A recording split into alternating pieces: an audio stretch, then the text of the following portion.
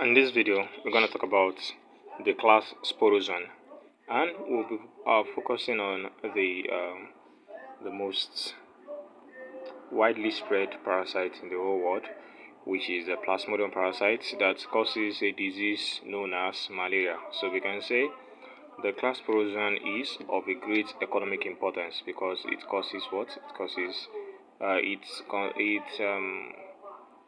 as a particular species known as Plasmodium species that causes what? That causes malaria parasites. Now, let us see an overview about the class Sporozoan. Protozoan parasite that is characterized by the production of spore-like oocysts containing sporozoites is known as Sporozoan. So, the reason why they call them Sporozoan is because they have a spore-like oocyst that contains oocytes. That contains sporozoites.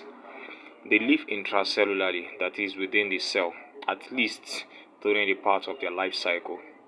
At some stage, they possess a structure known as apical complex. Hence, they are placed under the phylum Apicomplexa. You understand? Now, what do they use this apical complex for? They use for what? For attachment to the host cell, as well as what? As well as penetrating the what? The host cell. Now, let us proceed.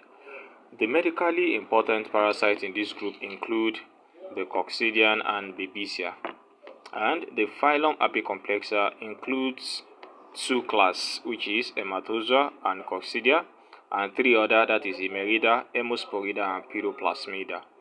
Now, remember that I was talking about Sporozoan, but I had to divert to Apicomplexa. Why? Because I must understand what Apicomplexa is before I can understand the basics of what? The basics of Sporozoan. Because Sporozoan is a class under the phylum Apicomplexa. Now, you see, the Apicomplexans, they have what? Apicomplexans, they have something similar. They have similar characteristics. And one of their similar characteristics is the possession of what?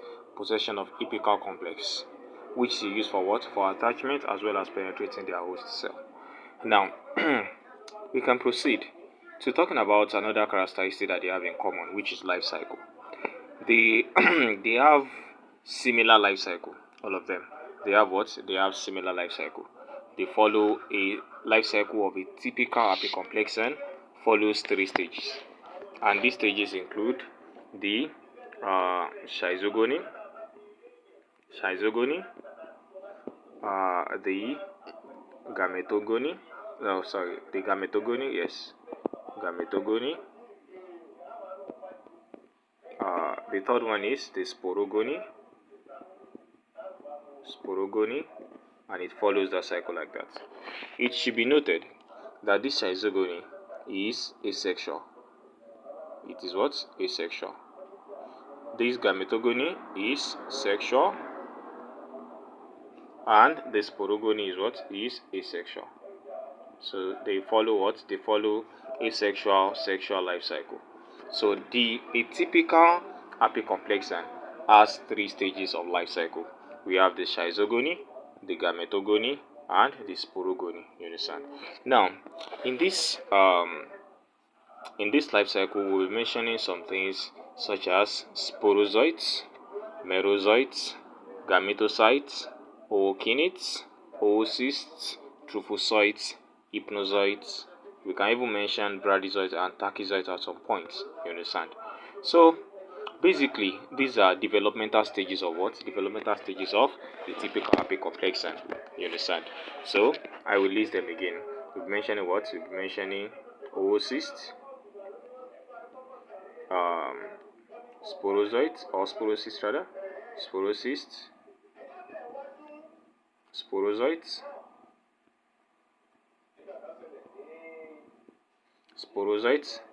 trophozoites, schizonts, merozoites,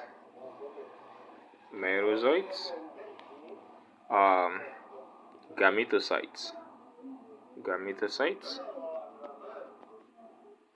and ookinites. These are what? These are developmental stages of what? of a typical apicomplexan. Remember, I'm not talking about sporozoan yet. I just want us to understand the life cycle of what? Of a typical apicomplexan. Once you understand the life cycle of a typical apicomplexan, understanding the life cycle of a Plasmodium parasite will be a very simple thing. You understand? Just listen and let us proceed. Now, the life cycle of apicomplexan is what I just present here. An apicomplexan replicates via ways of multiple fission, known as schizogony. And these ways include the gametogony, the sporogony, and the merogony.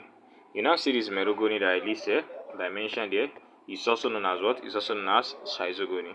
Also known as schizogony. So I will say it is the same thing as what? Schizogony. Because look at it, I said although later sometimes it's known as what? It's known as schizogony. Now, they start their life cycle as what? In a schizogonic life cycle, you understand, which is an asexual reproductive process. They infect the host cell, they feed on the host cell, and develop into a trophocyte. A trophocyte feeds, which is an active feeding stage. A trophocyte feeds and develop into something known as schizont. Schizont is also known as a meront. A schizont undergo a multiple fission. You understand? It undergoes multiple fission or cytokinesis and divides into several merozoites. They have multiple merozoites inside their what? Inside their cytoplasm. So we can call them what? We can call them multinucleated schizonts. And inside the nucleated schizonts, multinucleated schizonts, we have identical what? Merozoites. You understand?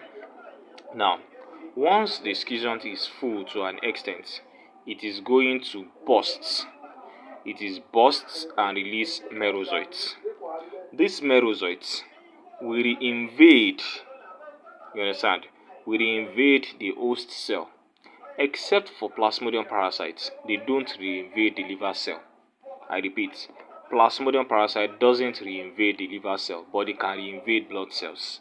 So, after the what? After the merozoite has been released, that first cycle that I just mentioned now, from trophocyte to schizont to give merozoite, it is known as schizogonic life cycle. You understand? Now, after the merozoite has been released, it reinvades the host cell. The merozoite develop back into a trophocyte. The trophocyte develop into schizonts. The schizonts undergo multiple fission and develop into what? Into merozoites. You understand? The schizont bursts and release more merozoites. It reinvade again to form another schizogonic life cycle. So this is how the schizogonic life cycle continues. After many schizogonic life cycle, some merozoites will now decide that okay, we want to develop into a male and a female gametocytes. So they are going to differentiate themselves morphologically into what? Into male and female gametocytes. How do we distinguish male and female gametocytes? I'm going to explain that when we get to what? When we get to Plasmodium. But one thing you have to understand that even in human, we know that sperm cell has a flagella and egg cell does not have. Egg cell is what? Is non-motile. You understand? It is non-motile. So that is one of the things that you have to know to distinguish the male and female gametocytes. Now, it differentiates morphologically into male and female gametocytes, and it then develops from gametocytes into male and female gametes. And this is done by the male gametocytes exflagellate to form what? To form a mass of what? A mass of gametocytes about 8, having what? Having a flagella. So we can say they are what? They are motile, you understand? And they swim to fertilize the what? To fertilize the egg. That is gametogonic life cycle, because it involves what? It involves gametes. So I've explained schizogonic life cycle, where the sporozoites develop into trophocytes, the trophocyte develop into schizonts, the schizonts develop many merozoites and burst and release merozoites. And we say gametogonic life cycle, the gamete is going to be formed, and the gamete is going to fertilize the what? It's going to fertilize the egg. You understand? Once it fertilizes the female gametocyte, it is going to form a motile ookinete. You understand? Now, the ookinete now enters into the what? Into the sporogony life cycle. You understand? Now, since ookinete is formed, the sporogonic life cycle is a type of sexual asexual reproduction, and it involves karyogamy, the formation of zygotes, which is followed by meiosis and multiple fission. Now, in gametogonic life cycle, you know it is ookinete that enters the gametogonic life cycle, which is a motile ookinete. The homokinete undergoes sporogony and develop into what? And develop into oocysts. You understand? The oocysts undergo multiple fission. You understand? And develop into what? And as inside the oocyst, we now have the what? We have the sporocyst. Sporocyst. You understand? We have the what? Sporocyst. The sporocyst also undergo meiosis with multiple fission and as what? And as sporozoites. So the sporozoite is the what? Is the infective form of a typical apicomplexan. Even though in some cases like Toxoplasma gondii, Cryptosporidium species, the infective form is known as what? Is known as oocyst. But we have to note that an oocyst is like this. Sorry, I have to do it like this. Let me just clean this. An oocyst is like this. Inside the oocyst, we now have the sporocysts. You understand? About 2 sporocysts. And inside the sporocyst, we now have sporozoites. Inside the what? Inside the sporocyst. Can you see the way I draw it? So this is oocyst, this is sporocyst, and this is inside the sporocyst. We have the what? We have the sporozoites. And this is the life cycle of a typical apicomplexan. Now let me re-explain. Now, the sporozoites. The sporozoite is termed the what? The infective form of what? The infective stage of a apicomplexan. So we have what? We have the sporozoites. Sporozoites. And once the sporozoite has been deposited into the what? Into the host, it is going to start a schizogonic life cycle. The schizogonic life cycle, also known as what? Also known as the sporogony life cycle. Now, this trophocyte is going to invade the host cell. For example, in Plasmodium, it is going to invade the liver cell, which is basically the hepatocytes, or in some cases the Kaufner cell. You understand? Now, in the sporozoite is going to develop into an active feeding form, which is what? Which is the trophocyte. The trophocyte. Now, the trophocyte, after feeding, it matures into what we know as the schizonts. The schizonts. The schizont is like this. Sorry, I don't really know how to do it. The schizonts now undergo multiple fission. Inside the schizonts, we now have what? We now have, let me use blue to represent that. We now have what? We now have many merozoites inside it. Multiple merozoites. It undergoes multiple fission. To form what? To form a cyst-like body known as what? Known as merozoites. Once it is full, it what? It bursts. It bursts to release what? To release merozoites. So merozoites are what? Merozoites are released. So these are what? These are merozoites. Merozoites. You understand? Now, this is schizogonic life cycle. The merozoites will now undergo another schizogonic life cycle, which means it will reinvade the host cell. It what? It reinvade the host cell.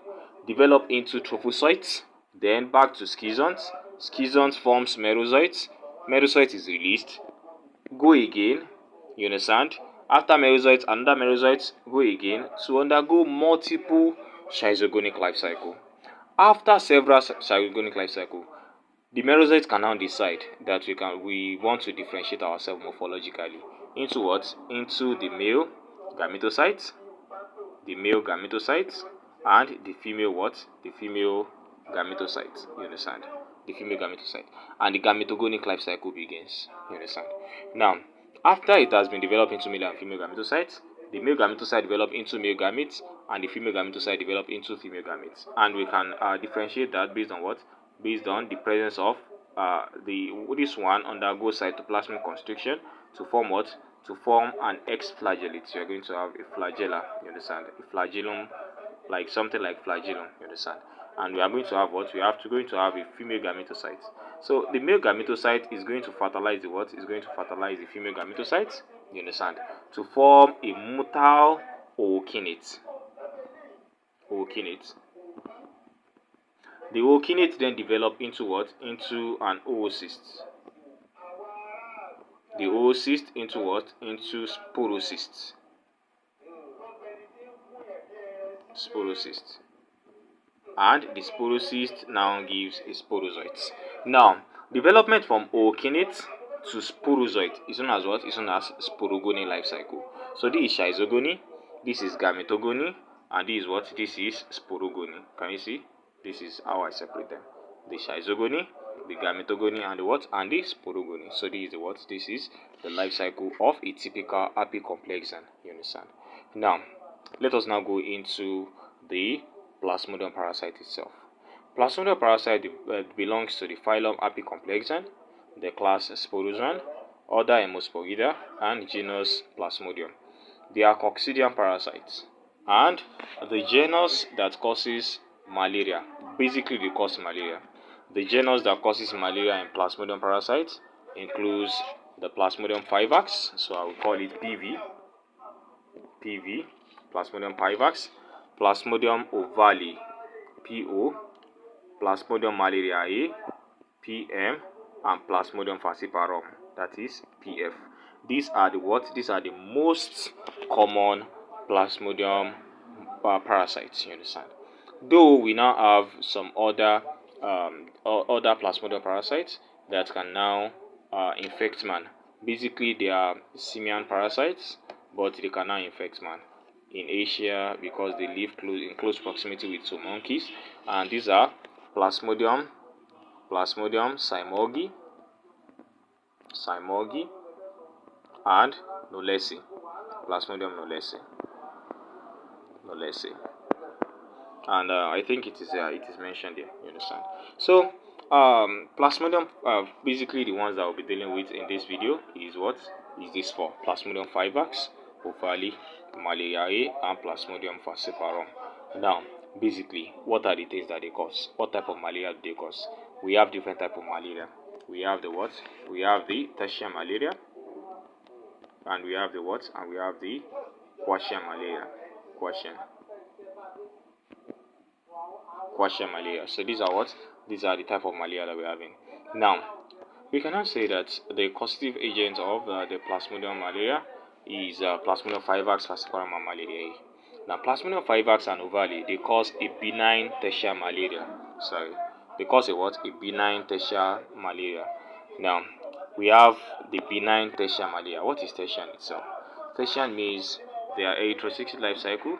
They are bursting of merozoites occurs in the erythrocytic life cycle. Occurs in what? Occurs within 48 hours. You understand? So 48 hours. You understand?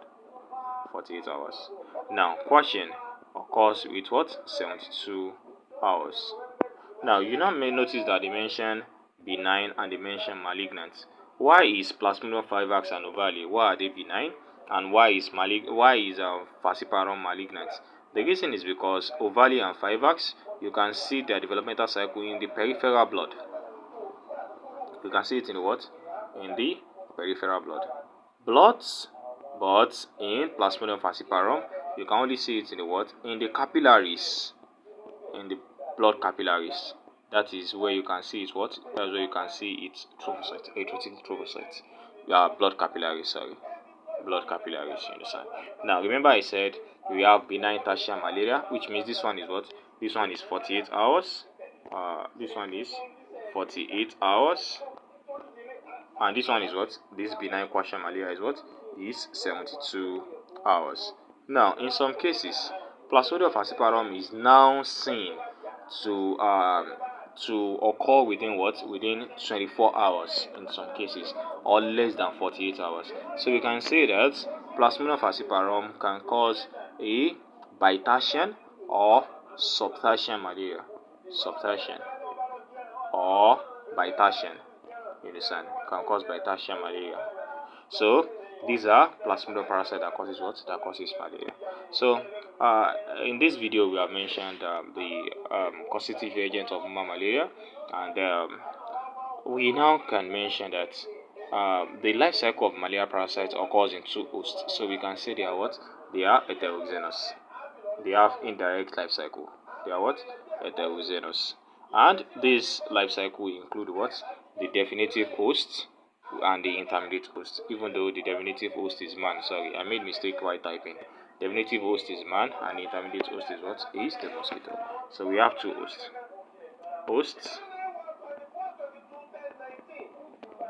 Host. We have the what? The Anopheles mosquito. Anopheles. And we have the what? We have the man. You understand? Now, inside the Anopheles mosquito, we have this asexual and the sexual life cycle that occurs inside them. But inside the man, we have the what? We have the asexual life cycle that occurs in them. You understand?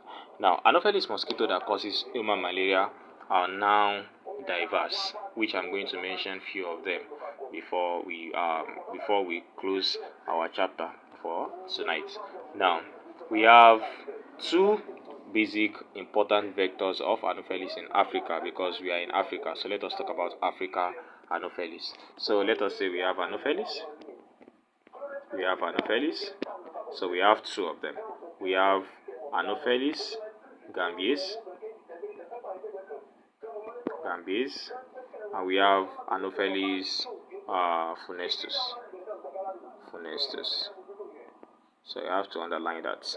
Anopheles gambius and Anopheles what? Funestus. Now, under this Anopheles gambius, we now have 5 suborder. You understand? We have 5 complexes. So I'm going to talk about Anopheles what? Gambius. We have what? We have 5 complexes. I'm going to have Anopheles gambiae S. You understand? The second one is Anopheles arabiense. Sorry, let me just Anopheles arabiense. Anopheles arabiense. We have Anopheles melas, and we have Anopheles merus. So these are what? These are Anopheles that causes what? These are Anopheles that causes malaria. We have two. We have Anopheles gambiae and we have funestus. So under Anopheles gambiae, we now have Anopheles gambiae S. We have Anopheles arabiense, Anopheles melas, and Anopheles what? Merus. How do we differentiate them? They are differentiated based on some factors. Their breeding sites,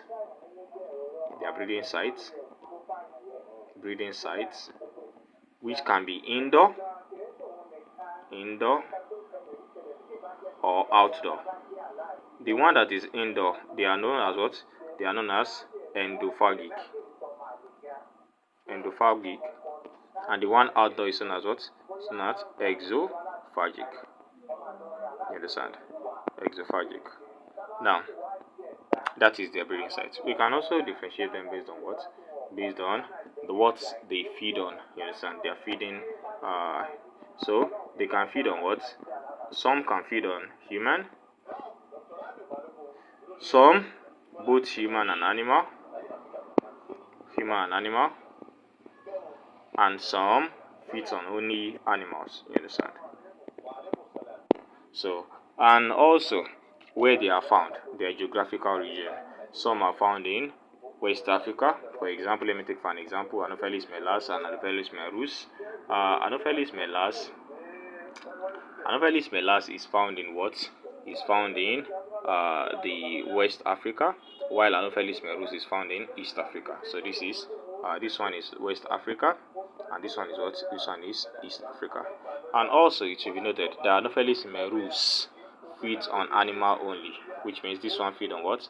Feeds on animal only, and this one feeds on what? Feeds on human and animals. You understand? Feeds on human and animals. Are you getting me now? So these are things that you have to know about the vectors that causes malaria parasites. You understand? So the vector behavior determines the what? Determines the spread of malaria. So in this video, we have talked about the life cycle of a typical apicomplexans. We have talked about what an apicomplexan is, and we have talked about introduction to apicomplexan itself, and we have mentioned the developmental stages of what? Of an apicomplexan. Now, We have talked a little thing about Plasmodium parasite, the vectors that causes Plasmodium, and how they are being transmitted. So in the next video, we will continue on Plasmodium parasite. Thank you so much for watching. Really appreciate. Thank you so much. Subscribe for more, like the video, and share. Thank you.